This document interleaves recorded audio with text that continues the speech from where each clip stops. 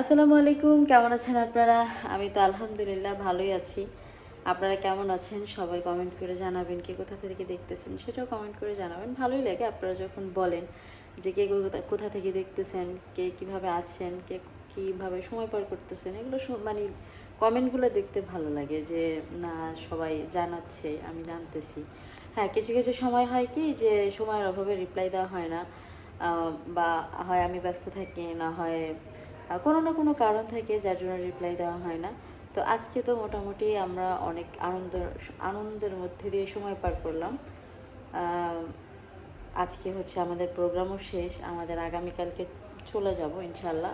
ইচ্ছা আছে আগামীকালকে চলে যাব, যদি ব্যাটে বলে মিলে যায়, সব কিছু ঠিকঠাক থাকে, তাহলে হচ্ছে চলে যাব।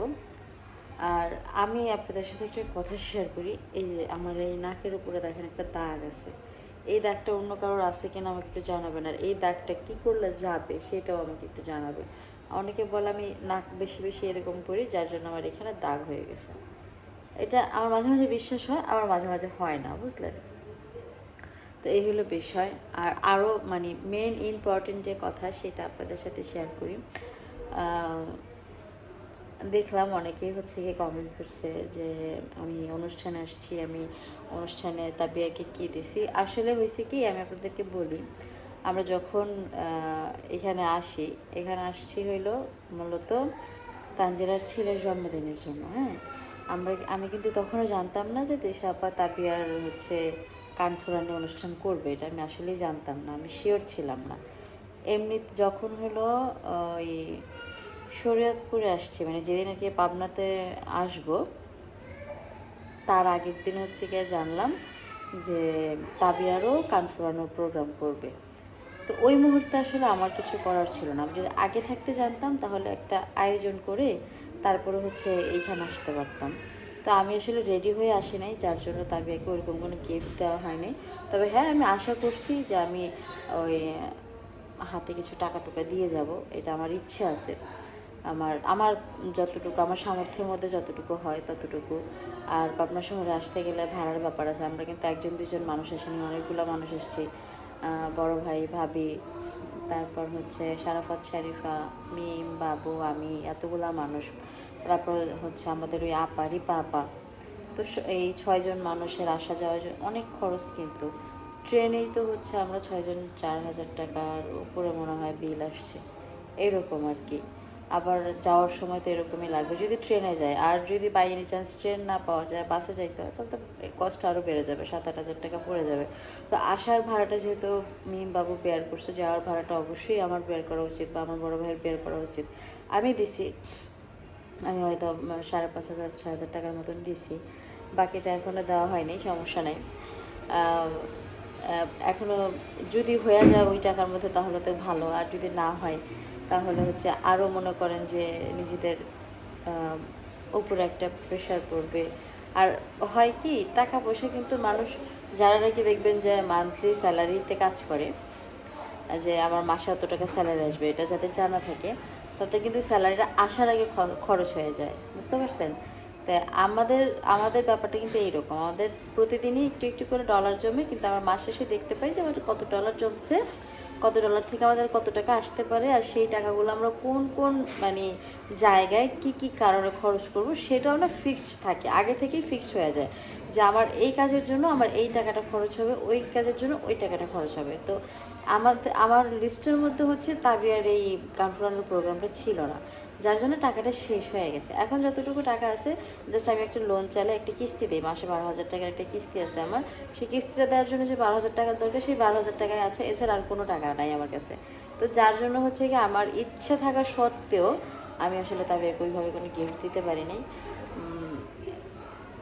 তারপরেও সময় তো আরও অনেক আছে, আল্লাহ চাইলে অবশ্যই দেওয়া যাবে। ব্যাটে বলে যদি মিলে যায়, কিসমতে যদি থাকে, অবশ্যই হবে। আর অনেকে অনেক কথা বলতেছেন, সেই কথাগুলোর অ্যান্সার আমি আসলে এইখানে বসে কতটুকু দিতে পারবো জানি না। এইখানে আমার কাছে মনে হয় কি, যে আমি আসলে এখানে আনন্দ করার জন্য আসছি, এখানে জাস্ট আনন্দ করব, ভালো সময় পার করব নিজের মানুষদের সাথে। আর আপনারা যে কথাগুলো বলেন সেই কথাগুলোর অ্যান্সার আমি পরেও দিতে পারবো। এখন এই কথাগুলোর অ্যান্সার দিয়ে আমার মুড নষ্ট করব, আমার আসলে মনে হয় যে আসলে এই কাজটা আমার না করাটাই সব থেকে বেটার। আরও অনেকেই অনেক ধরনের অনেক রকমের কথাবার্তা বলেন। আহ, আমি আমি আমি আসলে এটাই ফিল করি যে আসলে সব সময় সব কথার অ্যান্সার দেওয়া নিজের মন মানসিকতা নষ্ট করা একটা বোকামির পর্যায়ে পড়ে। সো এই বোকামিগুলো আমি করতে চাই না, আর আমিও চাই আমি চাই আপনারাও এই বোকামিগুলো না করেন। আমার মনে হয় কি, যখন মানুষের জীবনে যতটুকু আনন্দ আসে সেই আনন্দটুকু উপভোগ করাটা অনেক ইম্পর্ট্যান্ট। একটা ভালো মোমেন্টের কথা শেয়ার মানে চিন্তা করে সেই আনন্দ ঘন মুহূর্তটা নষ্ট করে ফেলবো, মানে এইটা আমার কেন জানি একটু বোকামিই মনে হয়। যে কারণ ভালো সময় জীবন অনেক কম আসে, দুঃখ কষ্ট দেওয়ার মতন মানুষের অভাব নেই এই পৃথিবীতে। আপনি অনেক খুঁজে পাবেন, আপনাকে কষ্ট দিয়ে কথা বলবে, আপনাকে ঠেস দিয়ে কথা বলবে, আপনাকে ভালোবাসবে না, আপনাকে আঘাত করবে, আপনাকে অপমান করবে, এরকম মানুষের অভাব নাই। আমাদের নিজেদের মধ্যে দেখবেন অনেক আছে, হয় আপন ভাই, নয় আপন বোন, নয় কাজিন, নয় মামা, নয় চাচা, খালা, ফুপু, অনেক আছে, হ্যাঁ, যারা হচ্ছে কি আপনারে আঘাত দিয়ে কথা বলার জন্য অনেক বেশি ফাস্ট। তাদের একবারও ভিতর থেকে গিলটি ফিল হবে না যে আসলে আমি ওরে কিভাবে আঘাত দিয়ে কথাটা বলি, বলে ফেলবে, একদম এক চান্সে বলে ফেলবে। কিন্তু লাইফে ভালোবাসা দেওয়ার মতন মানুষ খুব কম আছে, আপনাকে খুশি রাখার মতন মানুষ খুব কম আছে। এই মানুষগুলো লাইফে আসে না, খুব রেয়ার। তো আমি সবসময় এইটা ফিল করি যে আমার জীবনে যে সময়টা খুশির, ওই খুশিটুকু যেভাবে আরও খুশিতে রূপান্তর করা যায় সেই ব্যবস্থা করি। আর কিচ্ছু না, জাস্ট খুশিটাকে নিজের মধ্যে আরও বাড়ানো। যে যত বেশি নিজের খুশিটাকে বাড়াইতে পারবেন তার জীবনে আরও বেশি আনন্দ থাকবে। আর প্রত্যেকটা মানুষের জীবনে খুশি আনন্দ এটা অনেক ইম্পর্টেন্ট। এইটাকে যারা অবহেলা করবে, এটাকে যারা দেখবে যে আসলে এত খুশি হওয়ার কি আছে লাইফে, হ্যান ত্যান, ভাই লাইফ আপনাকে কেউ খুশি দিবে না। আপনার খুশি আপনার নিজের অর্জন করতে হবে, আপনার খুশিটাকে আপনার নিজের গুরুত্ব দিতে হবে। আপনার খুশির গুরুত্ব কেউ কেউ দিবে না, কেউ না। স্বামী বলেন, বাবা বলেন, মা বলেন, ভাই বলেন, বোন বলেন, কেউ না, নিজের সন্তান পর্যন্ত না।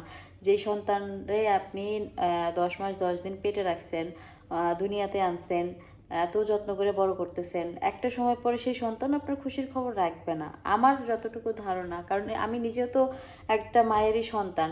আমি এমন অনেক সময় যায় যে মাকে আঘাত দিয়ে কথা বলে ফেলি। আমি কিন্তু আমাকে যথেষ্ট ভালোবাসি, আপনারা যারা আমার ব্লগ দেখেন তারা জানেন যে আমি আমার আমার আমার জীবনে আমার যতটুকু দুনিয়া, আমার দুনিয়া তো আমার মা ভাই, এর এর বাইরে তো আমার আর দুনিয়া নেই। তো এরপরেও আমি আমার মারে যে এত ভালোবাসি, তারপরেও কিন্তু কিছু কিছু সময় যায় যখন মাকে আঘাত দিয়ে কথা বলে ফেলি। মা আঘাত পায় কিন্তু হয়তো ওইভাবে বলতে পারে না, সময়ের কারণে বা সিচুয়েশন এরকম হয়ে যায় যে সে বলতে পারে না।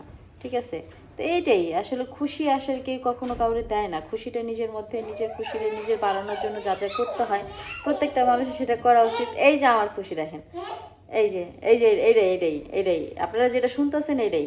আসো আচ্ছা, দেখছেন, হ্যাঁ হ্যাঁ এটাই, আমি এটাই এটাই বলতে চাইছিলাম। এই হচ্ছে খুশি, দেখছেন? এই খুশিগুলারে বাড়ানোর জন্য যতটুকু করা যায় ততটুকু করতে হবে। এই খুশি কমানোর কোনো অপশন নেই। আছে ওই চাবিকাঠি আছে বাবা? হ্যাঁ, আসো না, চাবি আছে কোনো? হ্যাঁ আছে, চাবি, হ্যাঁ চাবি নাই মানে কোনো কথা হইব না। ও হেভি কুয়ারা করে, হেভি কুয়ারা করে।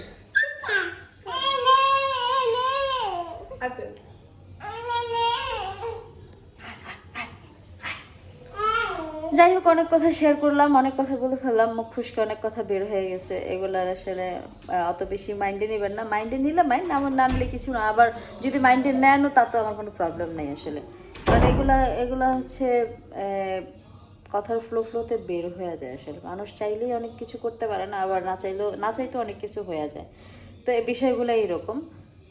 তো আগামীকালকে চলে যাব, দেখা যাক সময় কিভাবে পার করি, কিভাবে পার করতে হয়, কিভাবে যায় আমাদের জীবনযাত্রা, সব কিছুই তো আপনাদের সাথে টুকিটাকি শেয়ার করা হয়।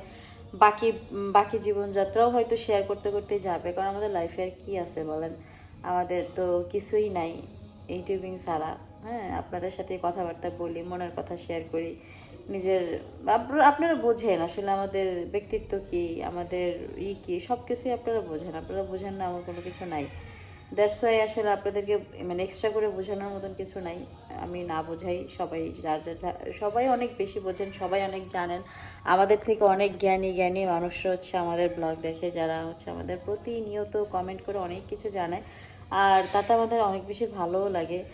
কিছু কিছু সময় তো অনেক কিছু আমরা আমাদের জীবনে অ্যাপ্লাইও করি, এমন না যে সব কিছুই অ্যাপ্লাই করি, কিছু কিছু বিষয় তো অবশ্যই অ্যাপ্লাই করি, কিছু কিছু কথা খারাপ লাগে, কিছু কিছু কথা অনেক কষ্ট লাগে, কিছু কিছু কথা ঘৃণা লাগে, এরকম অনেক কিছুই আছে। আসলে কাজ করতে গেলে ভালো মন্দ মিলাই তো কাজ করতে হবে। আমি খাবার যখন খাই তখন যেমন ভালোটাও ট্রাই করি, মন্দটাও ট্রাই করি, এরকম জীবন যখন মানুষ জীবনযাত্রা যখন পার করে, স্ট্রাগল যখন করে, তখন আসলে সব কিছু মিলাই স্ট্রাগল করে। আপনি যদি সব কিছু ফুলের উপর দিয়ে চলেন তাহলে তো আপনি কাটার আঘাত কি জিনিস বুঝবেন না। আর আমাদের হচ্ছে ইউটিউবিং লাইফটা এইরকম, আমরা ফুলের আঘাতের থেকে কাটার আঘাত খাইয়ে বেশি অভ্যস্ত, মানুষ আমাদেরকে বেশি আঘাত দিয়ে কথা বলে। দ্যাটস ওয়াই আমাদের মানে বাস্তব লাইফটা এই জন্য বেশি সহজ হয়ে গেছে।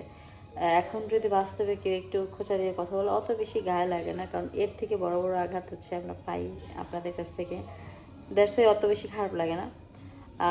আর কিছু কিছু মানুষ আছে যারা আমাদেরকে অনেক ভালোবাসতো, তারা যখন আঘাত দিয়ে কথা বলে তখন একটু বেশি কষ্ট লাগে, কারণ আমার কাছে মনে হয় কি যে এই মানুষটা তোমার পার্সোনালিটি সম্পর্কে জানে, এই মানুষটা যখন আমাকে এইভাবে কথা বলতেছে তার মানে সে আমাকে বুঝতে ভুল করছে, আর তারে বোঝানোর জন্য অনেক কথা বলতে হয়, আবার সেই ধৈর্যটাও অনেক সময় থাকে না যে আমি আসলে তাকে কী বলে বুঝাবো, বা সে আদৌ আমাকে কতটুকু বুঝবে, বা আবার কিছু কিছু সময় মনে হয় যে তারে আমার বুঝাইতে কেন হবে, মানে সে কে যে তাকে আমার বুঝাইতে হবে বা তাকে আমার এক্সপ্লেইন করতে হবে আমি এই জন্য এটা করছি, বা এটার জন্য এটা হয়েছে, হয় কিছু কিছু সময় এরকম হয়। যাই হোক, যে যেটা ভাবেন, তবে আমাকে যদি সরাসরি কেউ প্রশ্ন করে আমি কিন্তু তাদের অ্যান্সার খুব সুন্দর মতো দিয়ে দিই। হ্যাঁ, আর আমাকে যদি কেউ ঘুরায় পাচ্ছে অপমান করে সেগুলো আমি সবসময় ইগনোর লিস্টেই রাখি। এটা আসলে আমার লাইফে কোনো ম্যাটার করে না। আর আমি বললাম না, আমার লাইফে অপমান করার মতন মানুষ বহু আসবে বহু যাবে, ভালোবাসার মতন মানুষ খুব কম আছে। দ্যাটস ওয়াই ভালোবাসাটাকে গ্রহণ করি, ঘৃণাগুলোকে ইগনোর করি। সবাই ভালো থাকবেন, সুস্থ থাকবেন, ভিডিওটা এনজয় করবেন।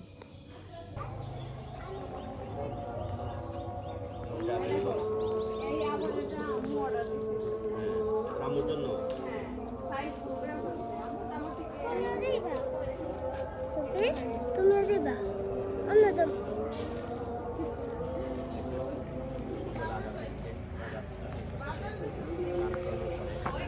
বাজারে বাজারে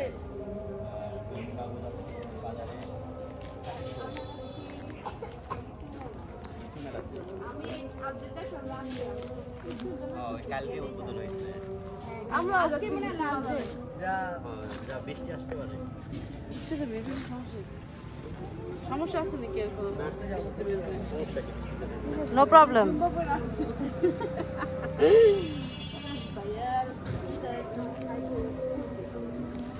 আমি ওই সুপার জায়গা রাখছিলাম বাবু আসলে তো সামনে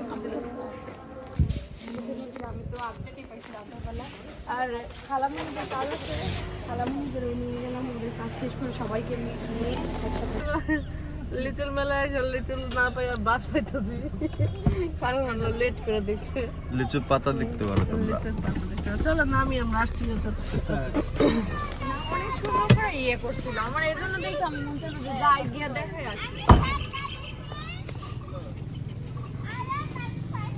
তো সাকিব হচ্ছে আমাদের খুব শখ করে নিয়ে আসছিল যে লিচুর মেলা দেখাবে, আর আমাদের আস্তে আস্তে হচ্ছে লিচুর মেলা শেষ হয়ে গেছে। কাইন্ডা কি হলো দেখছেন, আমরা আসলাম এত শখ করে মেলা দেখবো, আর তারা হ্যাঁ, আবার নিয়ে আসছে যে চলো খালাবানি আমরা দেখে মানে আমি দেখে এত ভালো লাগছে, মানে এই যে এই সিজনে যত ফল আছে না খালা, আমাদের এখানে যত ফল চাষ হয়, যত পুরোটা এখানে ডেকোরেট করছে, পুরোটা এত সুন্দর ছিল। আজকে তো কেউ আসে নাই। হ্যাঁ, আজকে তো আসে গতকালকে দেবো। আরে আমি কালকে পোস্ট দেখছি, আমি যদি ওই পোস্টে যদি এর আগের দিন একটা ফোনে স্ক্রল করার টাইম পাই না, তাইলে আমি কালকে নিশ্চিত আসতাম। না, দেখতে অনেক সুন্দর সুন্দর লাগতেছে। ছিল, বুঝছো, মানে পুরোটা, মানে আমাদের এখানে যত ধরনের এগুলো তো ঝুলায় রাখছিল। হয়, হ্যাঁ পটল মটল মরিচ তরিচ কাঁঠাল মাঠাল সব আসছিল। ওই যে কইলো না যে যত রকমের ফল আছে সবই ঝুলাইছে। সব ছিল, সবজি ফল এখানে সব অর্গানিক ছিল। হ্যাঁ মানে কি কি চাষ হয় পাবনাতে? খেজুরের ঝোপা ছিল বাদে। সব ধরনের ফল আর কি, সব ধরনের ফল। এই ভিডিও শেয়ার করব না, এত সুন্দর লাগতেছে। এটা দেখতে পাচ্ছি, এটাই ভাগ্য লাগে, এটাও ভাগ্য লাগে। নাহলে আমরা তো এই যে মিরকামারি সরকারি প্রাথমিক বিদ্যালয় জীবনও আসতাম না। তাহলে এটাও একটা ভাগ্য লাগে। অন্তত বাস তো দেখতে পাচ্ছি। হ্যাঁ লিচু তো ওই যে দেখো কত লিচু ভাঙতেছে, লিচু ভাঙতেছে। তোমরা চাইলে যে পায়রা খাইতে পারো তাদেরকে একটা দুটো চাইয়া খেতে পারি, এই তো লিচু তো খাই না, চাইয়া খাবো কি? আমি একটা দুটো লিচু যে একটা দুটো পায়রা খাইতে পারো। ওই শখ মিটাইলাম, গাছের থেকে টান দিয়ে ছিললাম একটা।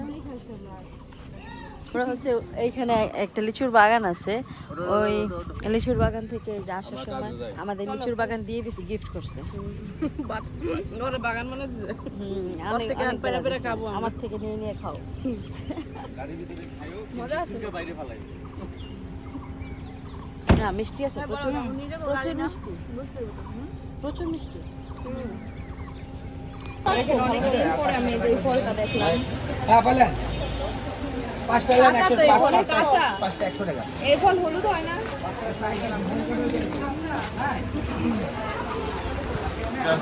তা আমরা হইলো তিনজন মিলে গলত মনে করা বুঝাই দিতে চাইছিল। তা আসছি হলো বাজারে, এখানে আর কিছু যেন কিনলেও নাকালা তো বাজারে কিনখানা কি? ওই লাইন। এটা হলো মাই মার্কেটের লাইন, আর ওই সাইডে বাজার। এসে যাই কিন্তু হ্যাঁ দিক দিয়ে বাজার। আমি তো নাই দিতে দুপুরের মধ্যে শেষ করলাম।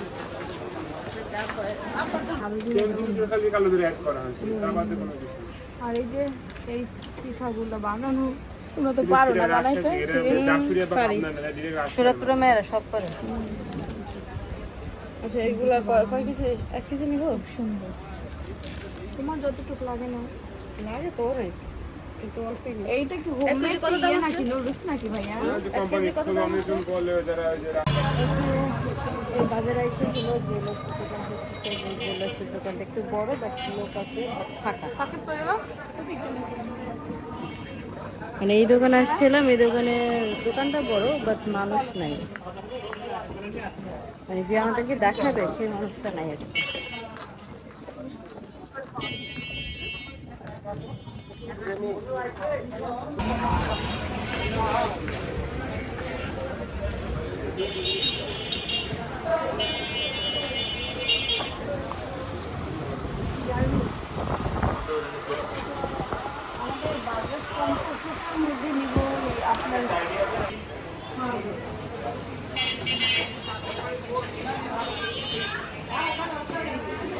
তো এখন হলো দুপুরবেলা, সবাই খাওয়া দাওয়া করতে বসছে। আমরা বাইরে থেকে চলে আসছি কিছুক্ষণ আগে, আসার পরে প্রথমেই খাওয়া দাওয়া করে নিছি, কারণ অনেক ক্ষুধা লেগে গেছিলো। সকালবেলা হচ্ছে কোনো রকম খাওয়া দাওয়া করছিলাম, তারপর বাইরে অনেক সময় কাটাইছে হাঁটাহাঁটির কারণে ক্ষুধা লেগে গেছিলো।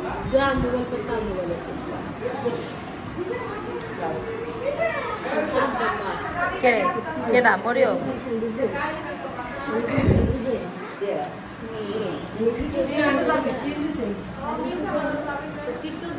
হ্যাঁ